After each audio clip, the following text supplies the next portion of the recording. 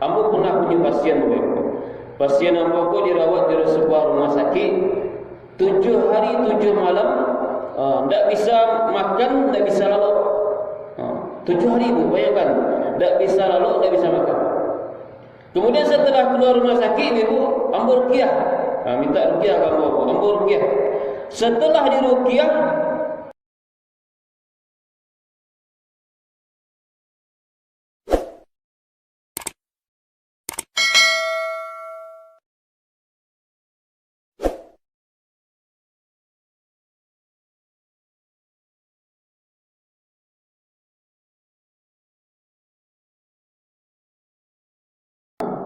mungkin Bapak dan Ibu yang kami muliakan, banyak di antara awak yang belum mencoba pengobatan di dalam Islam.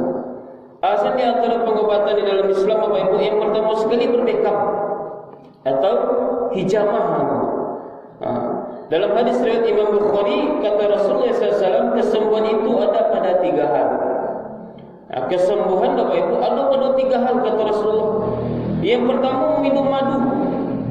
Kalau ibu-ibu sakit ibu dan penyakit ibu-ibu, kemungkinan bapak-bapak tidak ada ubatnya. Kalau dicuba berubat kamar berubat belum sembuh-sembuh. Ataulah sembuh tapi kadang-kadang mati balik. Atau penyakit itu bapak ibu lama menahun. Lama menahun. Lama berubat tidak punya sembuh ataupun lain-lainnya. Cuba berubat bapak ibu dengan yang pertama sekali meminum madu. Rutinkan meminum madu. Yang kedua kata Rasulullah SAW, kesembuhan itu ada pada sayatan pisau kamu Bapak Ibu. Yang pertama sekali dengan berbekam itu, yang pertama sekali untuk menghilangkan racun-racun di dalam tubuh. Apalagi bapak yang merokok, itulah banyak racun-racun dalam tubuh. Yang kemudian Bapak Ibu meringankan tubuh dan mengobati penyakit. 72 penyakit Bapak Ibu, 72 penyakit bisa diobati dengan cara berbekam, kata Rasulullah SAW. Asam urat, jantung, asam lambung dan lain sebagainya Bapak Ibu, itu bisa disembuhkan dengan berbekam. Dan terapi besi panas atau kai. Namun kata Rasulullah SAW, aku melarang umatku melakukan kai. Atau dibangin basi Bu, di zaman dahulu orang-orang berubat diangin basi, kemudian diaduk ke mana yang sakit, diletakkan ke mana yang sakit besi amat panas tersebut. Tapi Rasulullah SAW kemudian melarang. Hadis riwayat Imam Bukhari. Kemudian pengobatan yang lainnya Bapak Ibu, di Rasulullah SAW bersabda hadis Imam Bukhari, Imam Muslim, sesungguhnya metode pengobatan yang paling ideal bagi kalian adalah hijamah atau bekam dan al-fasdu. Al-fasdu hadis riwayat Imam Bukhari dan Imam Muslim. Pengobatan yang paling ideal bagi kalian kata Rasulullah SAW adalah dengan cara berbekam dengan atau dengan fasdu. Kemudian Bapak Ibu yang dimuliakan, yang lainnya adalah Rasulullah SAW dalam hadis riwayat Imam Ahmad mengatakan Bapak Ibu, dalam sebuah hadis disebutkan sebaik-baik pengobatan, pengobatan yang paling baik kata Rasulullah SAW, sebaik-baik pengobatan yang kalian lakukan adalah dengan al-hijamah atau dengan cara berbekam. Coba Bapak Ibu, sebaiknya dirutinkan berbekam itu barangkali dalam sebulan Bapak Ibu, 1 kali sebulan, untuk menghilangkan racun-racun tubuh atau mengobati penyakit-penyakit di dalam tubuh. Berapa banyak penyakit yang bisa diobati dengan berbekam Bapak Ibu? Dalam hadis riwayat yang lain dari Suhaib, bahwasanya Rasulullah SAW bersabda, berbekamlah di tengah teguk, di tengah kuduk Bapak, karena hal itu dapat menyembuhkan 72 macam penyakit, bisa disembuhkan dengan berbekam. Pengobatan dalam Islam yang lainnya Bapak Ibu adalah dengan cara diruqyah. Kebanyakan orang salah paham di ruqyah itu. Kebanyakan orang-orang mengatakan ruqyah itu karena jin saja, karena kesurupan saja. Tapi tidak sebenarnya Bapak Ibu. Di dalam ruqyah Bapak Ibu sebenarnya bisa mengobati segala macam penyakit, termasuk demam, termasuk Bapak Ibu kena sengatan binatang yang berbisa.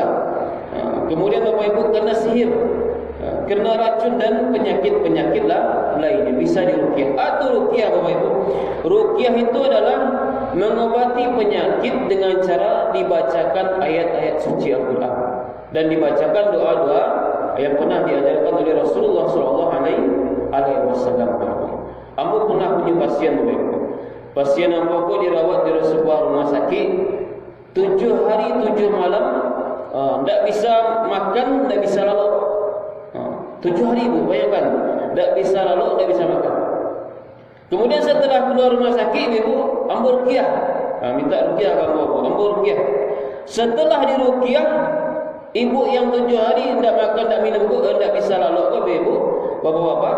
Kemudian kesurupan, beruqyah kesurupan. Kerja dokter bapak ibu sebelumnya, beliau pun 7 hari 7 malam itu divonis kena sakit asam lambung. Lah parah itu. Ambil ruqyah. Setelah diruqyah beberapa minit, kemudian ibu tadi kesurupan.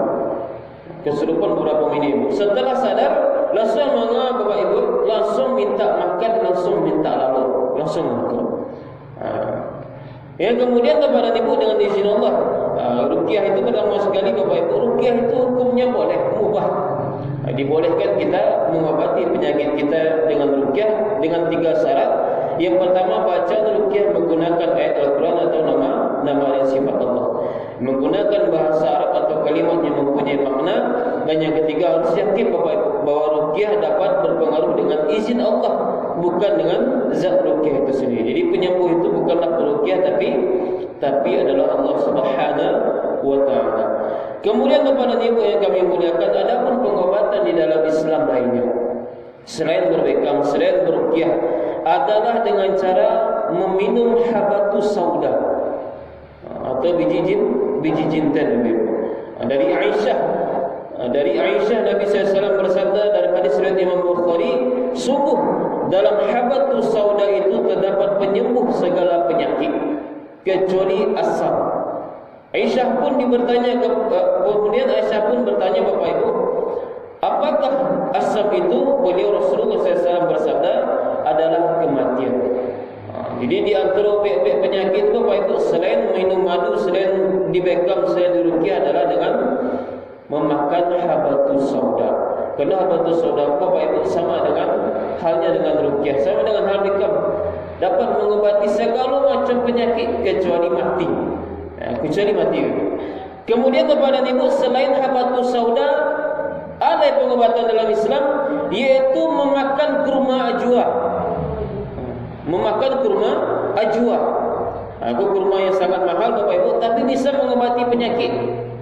Apa kata Rasulullah SAW? Beliau bersabda, kurma ajwa itu dari surga. Salah satu buah-buahan yang datang dari surga. Di dalamnya terdapat penawar terhadap racun dan cendawan. Kemudian sedangkan airnya adalah obat bagi mata. Hadis riwayat Imam At-Tirmizi dalam At-Ta'im. Kemudian dari Aisyah radhiyallahu anha, Nabi SAW bersabda, sesungguhnya dalam kurma ajwa dari daerah Adiyah ada obat, atau itu ajwa adalah anti racun di pagi hari. Jadi selain dari berbekam, selain minum madu, selain dari ruqyah, salah satu pengobatan di dalam Islam kepada ibu, kata Rasulullah SAW, adalah memakan kurma ajwa. Kurma ajwa aku tidak salah 300.000 pada gue, 1 kilo. Itu salah satu pengobatan. Cara memakannya, makanlah ganjil. Makan contoh kalau bisa makan 3 buah ketika pagi dan 3 buah ketika sore atau petang. Kemudian boleh makannya 5 atau 7 atau 9. Pokoknya makan dengan ganjil. Makan kurma ajwa tadi dengan ganjil. Kemudian kepada ibu, pengobatan Islam yang lainnya, selain dari meminum madu, selain dari berbekam, selain dari ruqyah, selain dari makan kurma ajwa, adalah mengobati penyakit dengan sedekah. Dengan sedekah. Cubalah ibu, ikutlah banyak kisah-kisah orang-orang yang mereka sembuh dengan sedekah. Sakit, apa kata Rasulullah SAW? Obatilah penyakit-penyakit kalian melalui sedekah. Ibnu Syakir menuturkan, aku mendengar Ibnu Mubarak. Ditanya oleh seorang pria yang mengalami nanah yang terus keluar dari lututnya sejak 7 tahun yang lalu. Jadi datang bapak ibu seorang laki-laki menemui Ibnu Mubarak, lah 7 tahun keluar nanah di lututnya. Lah berbek ke mama, segala macam ubek lah dicuba lah dimakan ibu, tapi tidak kunjung sembuh. Lalu bapak dan ibu, apa kata Ibnu Mubarak? Pergilah engkau, galilah sebuah sumur, pailah engkau dan galilah sebuah sumur di daerah yang membutuhkan air. Yang tak ada air di situ susah orang mencari air. Mudah-mudahan kau disembuhkan penyakit kau oleh Allah Subhanahu Wa Taala. Kemudian Bapak Ibu, laki-laki tadi yang menderita penyakit 7 tahun keluar nanah di lututnya, baiklah mencari daerah yang tak ada air di situ. Setelah ketemu daerah tersebut, lalu Bapak dan Ibu dicarilah tukangnya, kemudian diupah Ibu sampai keluar air sumur tadi. Maka dengan izin Allah, lah keluar air dalam sumur tadi, sembuh penyakit dari nanah yang keluar dari lututnya Bapak Ibu. Jadi sebenarnya pengobatan dalam Islam itu banyak.